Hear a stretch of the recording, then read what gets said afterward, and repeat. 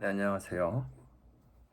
어, 휴먼 스피러시 첫 번째 음모론으로 주제로 저는 한강의 괴 생명체가 산다라는 주제를 정하게 되었습니다. 창작자 소개는 간단하게 밑에 글에 적어놨으니까 네, 참고해서 보시기 바라겠고요.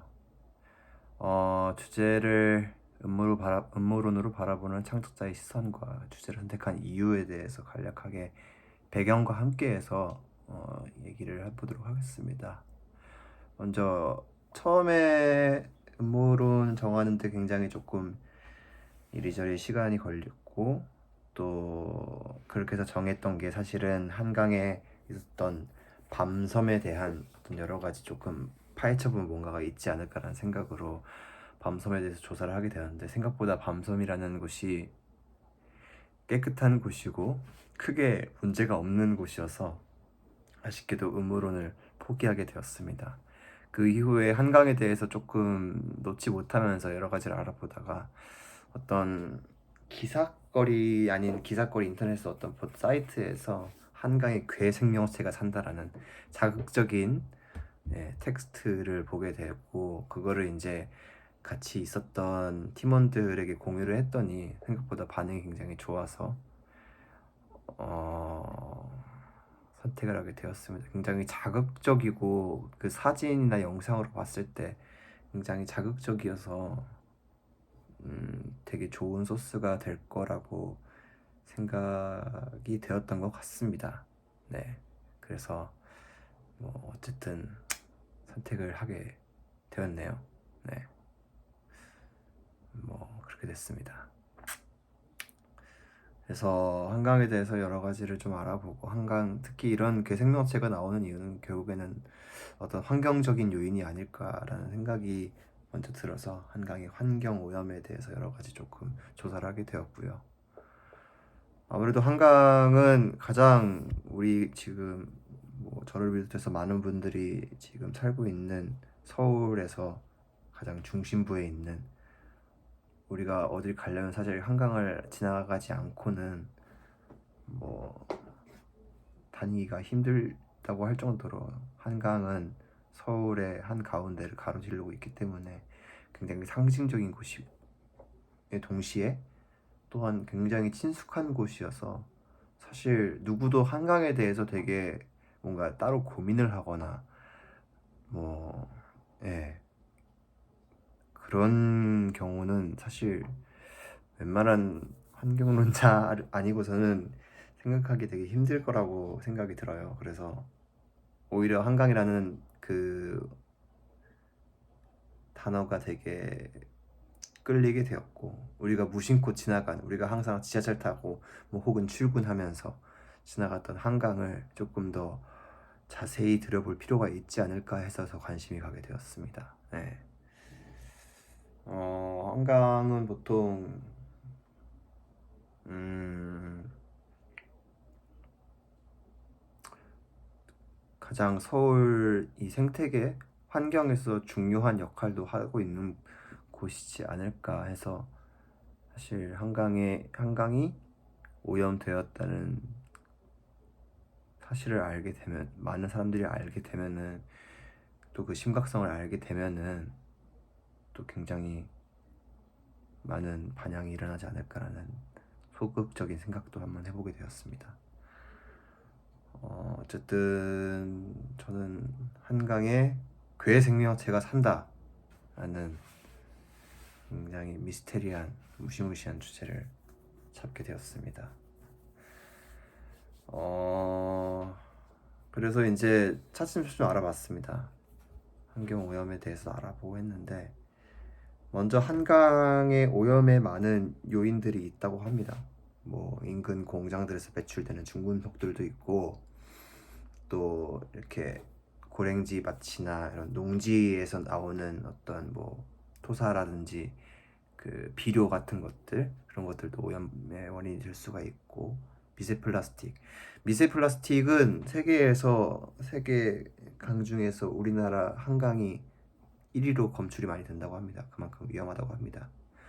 네, 그리고 어, 원래 한강은 하수 처리가 100%로 되는데 하수 처리가 100% 됨에도 불구하고 유입되는 약물들이 주 원인이라고 합니다.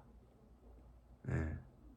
그리고 또 큰 요인 중에 하나는 비점 오염원이라고 해서 아까 얘기했던 뭐 도시나 농지, 도로, 어쨌든 불특정 경로로 배출되는 원인들이 비점 오염원이라고 하는데, 이게 또 한강 수질을 오염시키는 원인의 한 60%를 차지한다고 합니다. 그래서 이 비점 오염원 물질들이 한강에 서식하는 수생 생물들이 살 수 없게끔 만들고 이 생태계를 파괴한다고 합니다.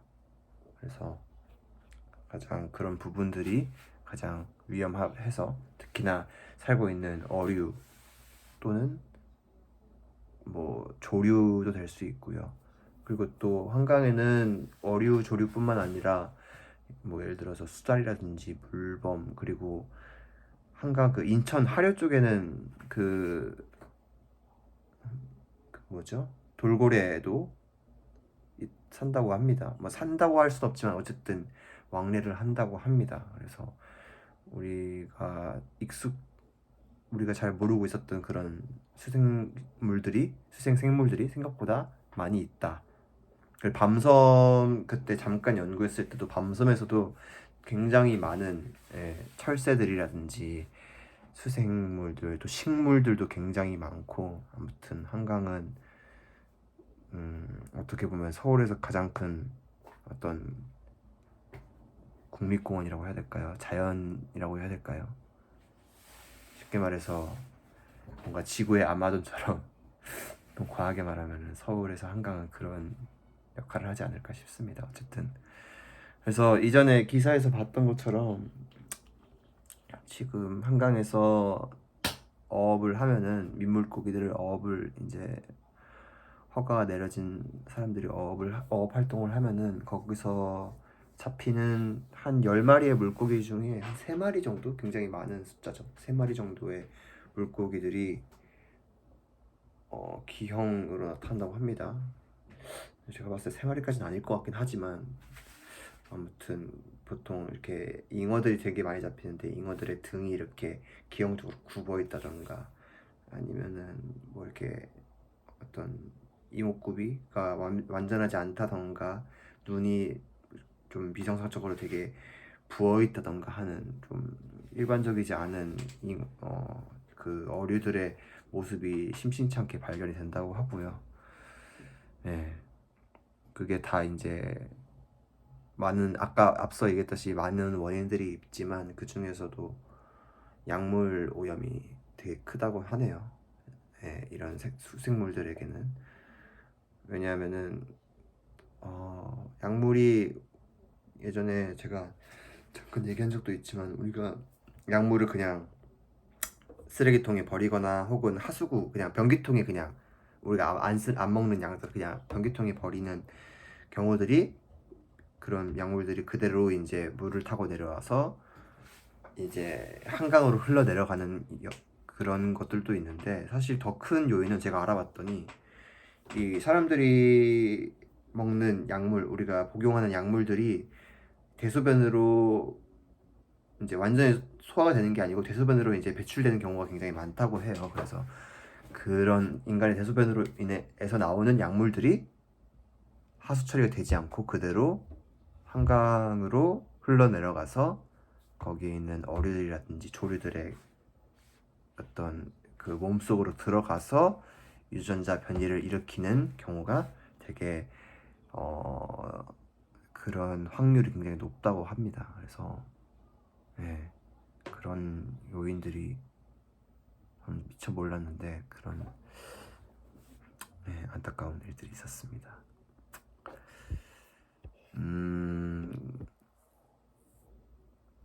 그리고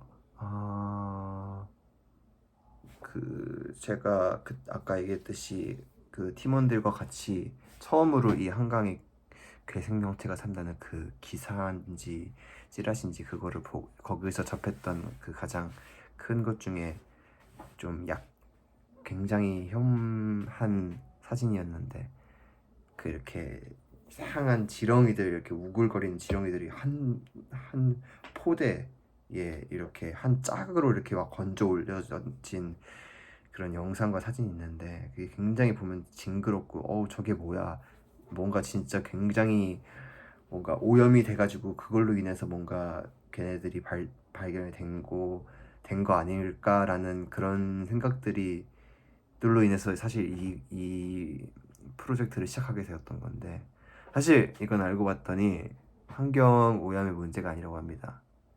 이 한강이 바다 우리 인천 쪽 그 이제 서해 바다죠. 서해랑 연결이 되어 있잖아요. 그래서 사실상 그런 어떤 그 한강의 하류 쪽에서 그 바다에 살고 있는 수생 생물들이 이렇게 자연스럽게 유입되는 경우가 되게 많다고 해요. 그래서 그 생물들 중에 하나가 바로 그 문제의 논란의 그 사진과 영상에 나왔던 그 이름을 하여 참갯지렁이라고 합니다. 근데 보기엔 굉장히 징그러운데 예, 그냥 바다 생물이래요. 예.